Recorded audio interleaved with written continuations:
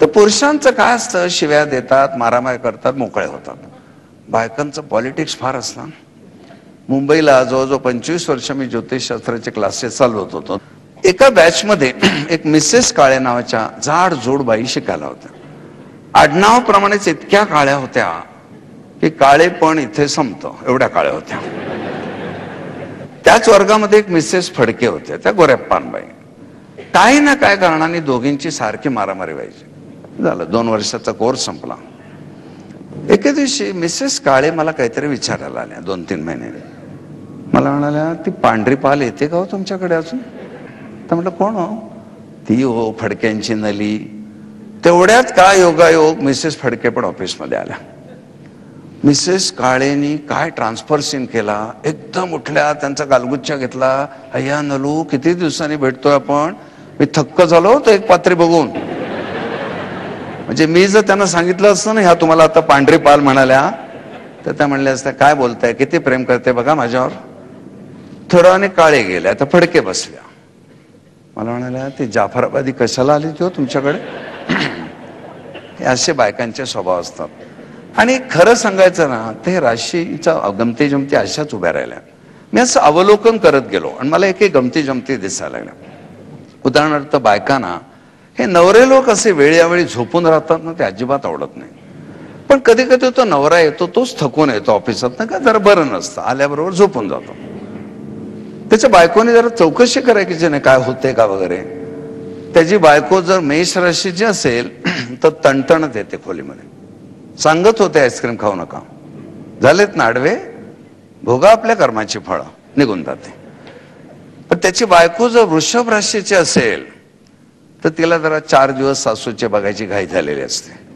ती त्याच्या अंगावर चादर घालते, त्याला थोपटते आणि जे काय करता येणं शक्य आहे ते करते आणि निघून जाते. मिथुन राशीची बाई जरा लुच्चेपणा करते. त्याला दुधात जायफळ घालून देते आधी भरपूर, तो मस्त झोप काढतो. ही छान झोप काढते. हिला 7 वाजता जाग येते, बघते अजून झोपलेलाच आहे तो. मासे केस विस्कटवते आणि त्याच्या पायाशी बसून राहते. अर्ध्या पाऊण तासाने त्याला जाग येते. अगं तू अशीच बसलीस रात्रभर, काय करणार, तुम्हाला बरं नाही, नको बसायला. कर्क राशीच्या बायका बिचाऱ्या त्याच्या उशाशी बसून त्याच्या कपाळावरच्या पट्ट्या बदलत बसतात. सिंह राशीच्या लोकांचं नियम तत्वच काय वेगळं आहे. आता नवरा चांगला ढाराढूर झोपलाय, घोरतोय, गदा गदा हलवून त्याला जागा करते, झोपेची गोळी देते. डॉक्टरने काय सांगितलंय, वेळच्या वेळी गोळ्या घ्यायच्या, जास्त बोलायचं नाही. कन्या रास जरा संशय आहे, ते मधनं आत येते, आहे ना, आहे अजून आहे. हे असे बायकांचे स्वभाव असतात.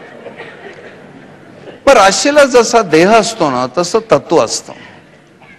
अग्नी, पृथ्वी, वायू आणि जल असे 4 तत्व आहेत. एका साध्या उदाहरणाने स्वभाव कळेल आपल्याला. तुम्ही अग्नीमध्ये कापूर टाकला तर बघता बघता त्याला जाळून टाकतो.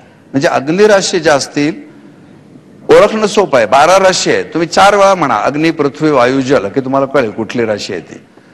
मग अग्नीमध्ये कापूर टाकला की क्षणार्धात तो जाळून टाकतो. तोच कापूर, त्याचा सुगंध वायू पसरवतो.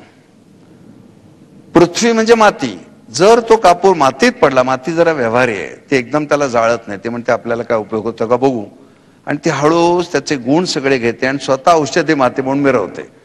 आणि तो कापूर जर तुम्ही जलात टाकलात तर ताबडतोब विरघळतो. म्हणजे जलराशीची माणसं बघता बघता आपलंसं करून घेतात, दुसऱ्याला विरघळून जातात त्यांच्यामध्ये. ह्यावरून सुद्धा स्वभाव कळतो. राशीला एक स्वभाव असतो, चर स्थिर द्विस्वभाव. चर म्हणजे चंचल, स्थिर म्हणजे अगदी स्टेडी, आणि द्विस्वभाव म्हणजे गोंधळ घालणे. आता साधी गोष्ट आहे, इथून जायचंय आपल्याला बालगंधर्वला. नवखा माणूस आहे पुण्यात, विचारायचं का नाही बालगंधर्व कुठे? तो चर होतो, म्हणतो चालत राहू, कुठेतरी लागेल बालगंधर्व. तो गाडी चालवतच राहतो. स्थिरवाला उभा राहतो. एखाद्या पोलिसला विचारतो आधी, तो पोलीस पण नॉर्मल आहे ना बघतो आधी व्यवस्थित, आणि मग त्यांनी सांगितलं की अधिकृत माणसाने सांगितल्यावर तो जातो.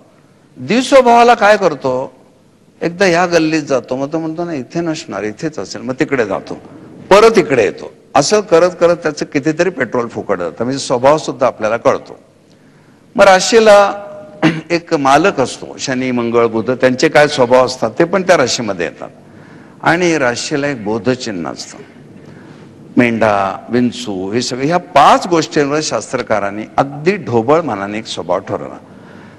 हा ढोबळ मानानेच स्वीकारला पाहिजे. याचं कारण काय, राशी भविष्य जे येतं ते 12 राशींचं भविष्य आहे. आता विचार करा, एखाद्या पोस्टमनची जी राशी आहे तीच टाटा बिर्लांची पण आहे. पोस्टमनच्या राशीमध्ये जर लिहिलेलं असेल या आठवड्यात आर्थिक लाभ होतील, तर पोस्टमनचं बेसिक किती आहे आणि टाटा बिर्लांचं इन्कम काय, त्या हिशोबात ते कळत नाही. म्हणून राशी भविष्याला तसा काय अर्थ नाही. पण मौज मजा बघायची म्हटले तर असं होतं. इथे एक बाई एकदा आल्या होत्या आणि मला म्हणाल्या, का हो तुम्ही सांगता मेष राशीचे पुरुष अगदी तडफदार असतात, आमचे तर अगदीच मेषपात्र आहेत. अहो म्हटलं, हा गमती जमतीचा कार्यक्रम आहे आणि दुसरं राशीवर सगळं अवलंबून नाही. राशी आत्ता आल्या, तुम्ही रामायण काळामध्ये पाहिलं तर नाक्षत्रीय फलादेश होता. त्या मेष राशीमध्ये अश्विनी नक्षत्र आहे 13°20 कलेपर्यंत, ते तडफदार आहे. 13-20 ते 26-40 भरणी आहे, तो थोडा भाग.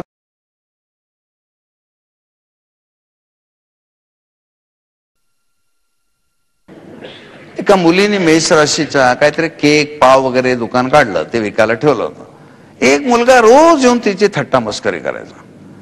एके दिवशी तो त्याला म्हणाला, ते कुत्र्याचा केक मिळतो का? ते म्हणले, हो. इथेच खाणार का बांधून देऊ? तिथल्या तिथे ताबडतोब हिशोब क्लिअर करतात ते. म्हणून मेष राशीच्या बायकांची तानी मुलं रडायला लागली आणि त्या अंगाई गीत गायला लागल्या की त्यांचे नवरे ओरडतात, त्याला रडू दे, तू आधी गप्प बस. या वर्णनावर लक्षात येईल, या पहिल्या राशीत काही गडबड नाही. एक घाव 2 तुकडे. आणि म्हणून मॅच मेकिंग जे करतात, वधूवरांचं गुणमेलन, त्याला राशीला फार महत्व असतं. त्याला षडाष्टक म्हणतात. की मेष राशीच्या लोकांचा असा स्वभाव म्हटल्यानंतर फार रसिक आणि हळव्या मुलीशी लग्न करून कसं चालेल. मेषानंतर आपल्याला वृषभ दिसते. वृषभेच्या 5 गोष्टी जर बघितल्या तर ती स्त्री राशी आहे, कारण समराशी आहे. पृथ्वी आहे, तत्व कसं आहे, व्यवहारी आहे. पुन्हा मालक आहे शुक्रासारखा रसिक ग्रह, बोधचिन्ह आहे, बैल दाखवलाय. मग स्त्री राशी आहे, परत पृथ्वी राशी आहे आणि स्थिर आहे. म्हणजे ही सौंदर्यवान मुलगी आहे, पण अशी स्थिर मनाची आहे, एकदम प्रवाहपतीत नाही. पण या 5 गोष्टीत आपल्याला रसिकता दिसते, सौंदर्य दिसतं, हळुवारपणा पण दिसतो. अर्थात ही पुरुषांना काही लाभत नाही फारशी, म्हणजे वाईट आहे असं पण नाही. परंतु पुरुष मंडळीने जर असा बायकांसारखा नट्टापट्टा वगैरे केला तर ते फारसं बरोबर दिसत नाही. पण बायकांना मात्र ही जास्ती फार लाभते. तुम्हाला लग्न कार्यामध्ये अशा ज्या बायका खूप नटून थटून, काही संबंध नसतो त्यांचा, पण सारखा ह्या खोलीतून त्या खोलीत, त्या खोलीतून त्या खोलीत, अशी एक मुलगी नटलेली सारखी इकडे तिकडे नाचत होती. तर म्हटलं, काय काय करतेस? ते म्हणाले, नाही, माझी आई म्हणाली अशी फिरत राहा, लग्न जमेल तुझं. म्हणजे हा सगळा प्रकार हा शुक्राचा रसिकपणाचा असतो. आणि म्हणून बायकांना जास्त लाभणारे राशी आहे असं म्हटलं तर फारसं काय चुकणार नाही.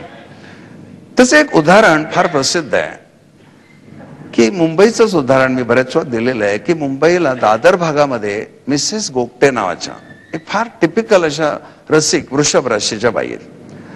त्यांची 50शी नुकतीच झाली, आम्हाला सगळ्यांना माहिती होतं. पण 50शीला त्या इतक्या छान दिसतात म्हणण्यापेक्षा त्यांनी छान ठेवलंय तसं.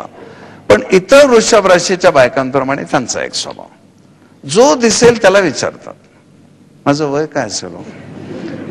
मला हा प्रश्न गोगटेबाईंनी 3 वेळा विचारला होता आणि मला पूर्ण माहिती होतं त्यांची 50शी नुकतीच झाली. अलीकडेच एकदा रस्त्यात भेटल्या, फारच छान दिसत होत्या, पण ते विसरल्या वाटतं. मला पुन्हा विचारलं, पण ते माझं वय काय असेल? शेवटी त्यांना एकदा बरं वाटावं म्हणून मी म्हटलं, तुमचं ना 40 असेल बघा. इतक्या गोड लाजल्या, म्हणाल्या, बघा फसलात ना, माझं 45 आहे. मी 10 कमी केलं, त्याने 5 कमी केलं. का थकल्यासारखं का दिसतंय, बरं नाही वाटत का? रागाने म्हणाल्या, अहो मुलाचं लग्न ठरलंय. चिडता का तुम्ही अशा? मला हल्ली झोपच लागत नाही. कोणीतरी मला आता सासूबाई म्हणणार, काही दिवसांनी आजीबाई म्हणणार, शी कसं तरीच होते. अहो म्हटलं, बाई नाहीये का तुम्ही? आहे हो म्हणे, पण सारखं सारखं कशाला म्हणायला पाहिजे? तुम्हाला बुवा बुवा म्हटलं तर कसं वाटेल? ही गोष्ट खोटी नव्हती. त्यांच्या मुलाच्या लग्नाच्या रिसेप्शनला मी गेलो होतो. काय